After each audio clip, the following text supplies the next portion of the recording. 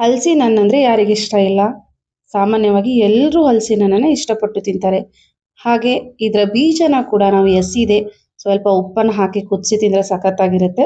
ಸಾಮಾನ್ಯವಾಗಿ ನಾವೆಲ್ಲ ಉಪ್ಪನ್ನು ಹಾಕಿ ಕುದಿಸಿ ತಿಂತೀವಿ. ಬಟ್ ಇವತ್ತು ಹಲಸಿನ ಹಣ್ಣಿನ ಬೀಜದಿಂದ ನಾವು ಪಲ್ಯನ ಮಾಡೋಣ.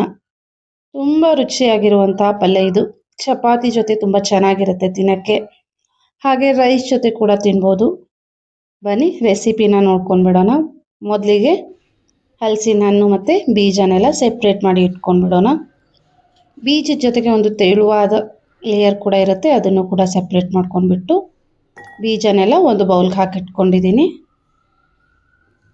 ಒಂದು 20-25 ಬೀಜ ಇದೆ ಇದು. ಇವಾಗ ಇದನ್ನು ಬೇಯಿಸ್ಕೊಂಡ್ಬಿಡೋಣ. ಒಂದು ಪಾತ್ರೆಗೆ ನಾನು ನೀರನ್ನು ಹಾಕಿಟ್ಕೊಂಡಿದ್ದೀನಿ ಆಲ್ರೆಡಿ.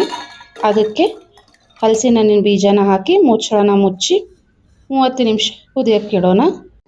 30 ನಿಮಿಷ ಆದಮೇಲೆ ಹಲಸಿನ ಹಣ್ಣಿನ ಬೀಜ ಎಲ್ಲ ಚೆನ್ನಾಗಿ ಬೆಂದಿದೆ. ನೋಡಿದರೆ ನಿಮಗೆ ಗೊತ್ತಾಗುತ್ತೆ. ಇಲ್ಲಿ ನೋಡಿ, ಸಿಪ್ಪೆ ಕೂಡ ತಾನಾಗಿ ಬಿಚ್ಕೊಂಡು ಬಿಟ್ಟಿದೆ.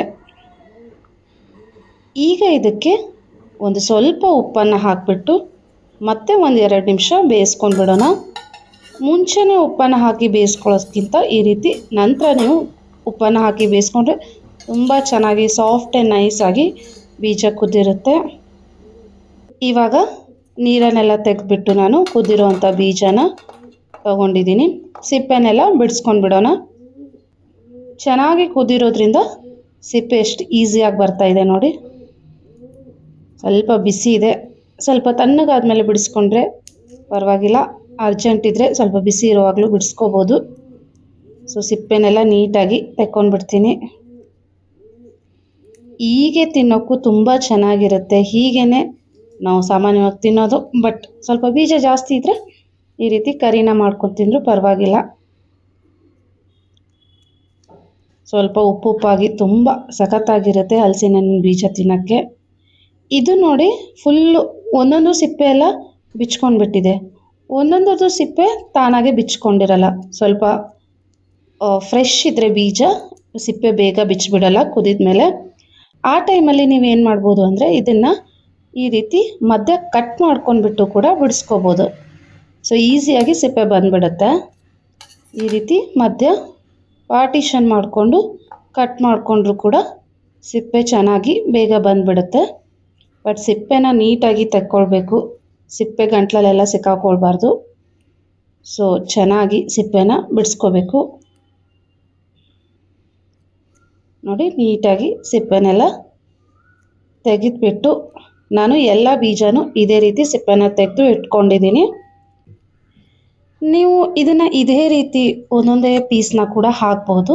ಬೇಡ ಅಂದರೆ ಇದರ ಮಧ್ಯೆ ಒಂದು ಪಾರ್ಟಿಷನ್ ಅಂದರೆ 2 ಪೀಸ್ನ ಮಾಡಿ ಕೂಡ ಹಾಕ್ಕೊಳ್ಬೋದು. ಇಲ್ಲ ಚಿಕ್ಕ ಚಿಕ್ಕ ಪೀಸ್ ಬೇಕಂದರೆ ಆ ಥರ ಕೂಡ ಹಾಕ್ಕೊಳ್ಬೋದು.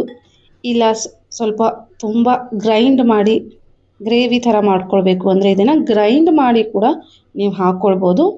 ಬಟ್ ಈ ರೀತಿ 2 ಭಾಗನ ಮಾಡಿ ಹಾಕ್ಕೊಳ್ಳೋದ್ರಿಂದ ತುಂಬ ಚೆನ್ನಾಗಿ ಅನಿಸುತ್ತೆ ತಿನ್ನೋಕ್ಕೆ.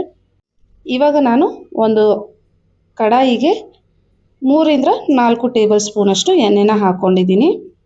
ಇದಕ್ಕೆ ಜೀರಿಗೆ, ಒಂದಿಷ್ಟು ಮಸಾಲೆ, ಪಲಾವ್ ಎಲೆ, ಚಕ್ಕೆ, ಲವಂಗ, ಮೆಣಸು ಮತ್ತು ಯಾಲಕ್ಕಿನ ಹಾಕ್ಕೊಂಡಿದ್ದೀನಿ. ಹಾಗೆ ತುರಿದಿರುವಂಥ ಶುಂಠಿ ಮತ್ತು ಬೆಳ್ಳುಳ್ಳಿ ಹೆಸರನ್ನು ಹಾಕ್ಕೊಂಡಿದ್ದೀನಿ. ಒಂದು 7-8. ಹಾಗೆ 2 ಒಣಮೆಣಸಿನ್ಕಾಯಿನ ಕಟ್ ಮಾಡಿ ಹಾಕ್ಕೊಂಡಿದ್ದೀನಿ. ಹಸಿಮೆಣಸಿನ್ಕಾಯಿ ಬೇಕಿದ್ದರೆ ಅದನ್ನು ಕೂಡ ಹಾಕ್ಕೊಳ್ಬೋದು. ಬಟ್ ಮಸಾಲೆನ ಹಾಕಿರೋದ್ರಿಂದ ಸ್ವಲ್ಪ ಖಾರ ಆಗುತ್ತೆ, ಹಾಗಾಗಿ ನಾನು ಹಸಿಮೆಣಸಿನ್ಕಾಯಿ ಹಾಕಿಲ್ಲ. ಹಾಗೆ 1 ಬೌಲ್ನಷ್ಟು ನಾನು ಚಿಕ್ಕದಾಗಿ ಕಟ್ ಮಾಡಿ ಇಟ್ಕೊಂಡಿರೋ ಈರುಳ್ಳಿನ ಹಾಕ್ಕೊಂಡಿದ್ದೀನಿ. 2 ಮೀಡಿಯಮ್ ಸೈಜ್ ಈರುಳ್ಳಿನ ಕಟ್ ಮಾಡಿ ತೊಗೊಂಡಿರೋದು. ಈರುಳ್ಳಿ ಎಲ್ಲ ಚೆನ್ನಾಗಿ ಬೆಂದಿದೆ, ಕಲರ್ ಕೂಡ ಚೇಂಜ್ ಆಗಿದೆ. ಇದಕ್ಕೆ ಇವಾಗ 1 ಬೌಲ್ನಷ್ಟು ಟೊಮ್ಯಾಟೋನ ಕಟ್ ಮಾಡಿ ಇಟ್ಕೊಂಡಿದ್ದೆ, ಅದನ್ನು ಹಾಕ್ಕೊಂಡ್ಬಿಡ್ತೀನಿ. 2 ಮೀಡಿಯಮ್ ಸೈಜ್ ಟೊಮ್ಯಾಟೋನೇ ತೊಗೊಂಡಿರೋದು. ಟೊಮ್ಯಾಟೊ ಕೂಡ ನೈಸ್ ಆ್ಯಂಡ್ ಸಾಫ್ಟಾಗಿ ಬೆಂದ್ಬಿಡಲಿ.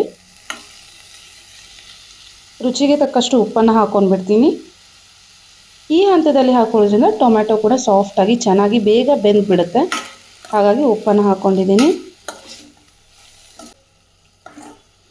ಹಾಗೆ ನಾನು ಮಾಡೋ ರೆಸಿಪೀಸ್ ನಿಮ್ಗೆ ಇಷ್ಟ ಆದರೆ ಮರೀದೆ ಲೈಕ್, ಶೇರ್ ಆ್ಯಂಡ್ ಸಬ್ಸ್ಕ್ರೈಬ್ ಕೂಡ ಮಾಡಿ. ಮುಚ್ಚಳನ ಮುಚ್ಚಿ ಒಂದು 5 ನಿಮಿಷ ಬೇಯಿಸ್ಕೊಂಡು ಬಿಡೋಣ. ಟೊಮೆಟೊ ಸ್ವಲ್ಪ ಸಾಫ್ಟ್ ಆ್ಯಂಡ್ ನೈಸಾಗಿ ಚೆನ್ನಾಗಿ ಬೆಂದ್ಬಿಡುತ್ತೆ. 5 ನಿಮಿಷ ಆಗಿದೆ. ಟೊಮೆಟೊ ಎಲ್ಲ ನೈಸ್ ಆ್ಯಂಡ್ ಸಾಫ್ಟಾಗಿ ಬೆಂದಿದೆ. ಈಗ ಇದಕ್ಕೆ ಒಂದಿಷ್ಟು ಮಸಾಲೆಗಳನ್ನು ಹಾಕ್ಕೊಂಡ್ಬಿಡೋಣ. 1/4 ಟೀ ಸ್ಪೂನಷ್ಟು ಅರಿಶಿನ, ಹಾಗೆ 1 ಟೀ ಸ್ಪೂನಷ್ಟು ಕೊತ್ತಂಬರಿ ಪುಡಿ, 1 ಟೀ ಸ್ಪೂನಷ್ಟು ಜೀರಿಗೆ ಪುಡಿ ಮತ್ತು 2 ಟೀ ಸ್ಪೂನಷ್ಟು ನಾನು ಕಾಶ್ಮೀರಿ ಲಾಲ್ ಮಿರ್ಚನ್ನ ಹಾಕ್ಕೊಳ್ತಾ ಇದ್ದೀನಿ. ಹಾಗೆ ಖಾರಕ್ಕಾಗಿ 1 ಟೀ ಸ್ಪೂನಷ್ಟು ಅಚ್ಚ ಖಾರದ ಪುಡಿ, ಅರ್ಧ ಟೀ ಸ್ಪೂನಷ್ಟು ಗರಂ ಮಸಾಲ. ನೀಟಾಗಿ ಮಸಾಲೆ ಎಲ್ಲ ಮಿಕ್ಸ್ ಆಗಿಬಿಡಲಿ. ಈಗ ಇದಕ್ಕೆ ನಿಮಗೆ ಗ್ರೇವಿ ಸ್ವಲ್ಪ ಜಾಸ್ತಿ ಬೇಕು, ಪಲ್ಯ ತೆಳುವಾಗಬೇಕಂದ್ರೆ ಜಾಸ್ತಿ ನೀರನ್ನು ಹಾಕ್ಕೊಳ್ಬೋದು. ಸೊ ನಾನು ಅರ್ಧ ಬೌಲ್ನಷ್ಟು ನೀರನ್ನು ಹಾಕ್ಕೊಂಡಿದ್ದೀನಿ. ಸ್ವಲ್ಪ ಥಿಕ್ಕಾಗಿ ಬೇಕು ಅಂದರೆ ನೀರನ್ನು ಹಾಕಕ್ಕೆ ಹೋಗಬೇಡಿ, ಹಾಗೆ ಕೂಡ ಬೇಯಿಸ್ಕೋಬೋದು. ಸ್ವಲ್ಪ ನೀರನ್ನು ಹಾಕಿ ಈಗ ಇದಕ್ಕೆ ಕಸೂರಿ ಮೇಥಿನ ಹಾಕ್ಕೊಂಡ್ಬಿಡ್ತೀನಿ. 1 ಟೀ ಸ್ಪೂನಷ್ಟು. ಘಮ ತುಂಬ ಚೆನ್ನಾಗಿ ಬರುತ್ತೆ ಕರಿದು, ಹಾಗಾಗಿ ಕಸೂರಿ ಮೇಥಿನ ಹಾಕೋದು ಇಂಪಾರ್ಟೆಂಟ್. ಈಗ ಇನ್ನೊಂದು ಸಾರಿ ಮಿಕ್ಸ್ ಮಾಡ್ಕೊಂಡು ಬಿಡೋಣ. ಆಲ್ರೆಡಿ ಬೇಯಿಸಿ ಸಿಪ್ಪೆನ ತೆಗೆದು ಕಟ್ ಮಾಡಿ ಹಲಸಿನ ಹಣ್ಣಿನ ಬೀಜನ ರೆಡಿ ಮಾಡಿ ಇಟ್ಕೊಂಡಿದ್ವಿ, ಅದನ್ನು ಹಾಕ್ಕೊಂಡು ಬಿಡ್ತೀನಿ. ಡಿಫ್ರೆಂಟ್ ಆಗಿರುವಂಥ ಟೇಸ್ಟ್ ಇದೆ, ತುಂಬ ಚೆನ್ನಾಗಿ ಅನಿಸುತ್ತೆ. ಚಪಾತಿ ಜೊತೆ ಸೂಪರ್ ಆಗಿರುತ್ತೆ. ಹಲಸಿನ ಹಣ್ಣಿನ ಬೀಜದ ಫ್ಲೇವರ್ ಕೂಡ ತುಂಬ ಚೆನ್ನಾಗಿರುತ್ತೆ. ಮುಚ್ಚಳನ ಹಾಕಿ 1-2 ನಿಮಿಷ ಬೇಯಿಸ್ಕೊಂಡ್ರೆ ಸಾಕು. ಹಲಸಿನ ಹಣ್ಣಿನ ಬೀಜದ ಗ್ರೇವಿ ರೆಡಿ ಆಗಿಬಿಡುತ್ತೆ. ಮೇಲೆ ಸ್ವಲ್ಪ ಕೊತ್ತಂಬರಿ ಸೊಪ್ಪನ್ನು ಹಾಕ್ಕೊಂಡ್ಬಿಡೋಣ. ಆ್ಯಂಡ್ ಮತ್ತೆ ಮಿಕ್ಸ್ ಆ್ಯಂಡ್ ಮಿಕ್ಸ್. ಹಲಸಿನ ಹಣ್ಣಿನ ಬೀಜದ ಗ್ರೇವಿ ರೆಡಿ ಆಗಿದೆ. ಸರ್ವಿಂಗ್ ಬೌಲ್ಗೆ ಹಾಕ್ಕೊಂಡ್ಬಿಡೋಣ. ಟ್ರೈ ಮಾಡಿ ನೋಡಿ, ತುಂಬ ಚೆನ್ನಾಗಿರುವಂಥ ಡಿಫ್ರೆಂಟ್ ಆಗಿರುವಂಥ ಪಲ್ಯ ಇದು. ಖಂಡಿತ ನಿಮಗೆ ಇಷ್ಟ ಆಗೇ ಆಗುತ್ತೆ. Thank you.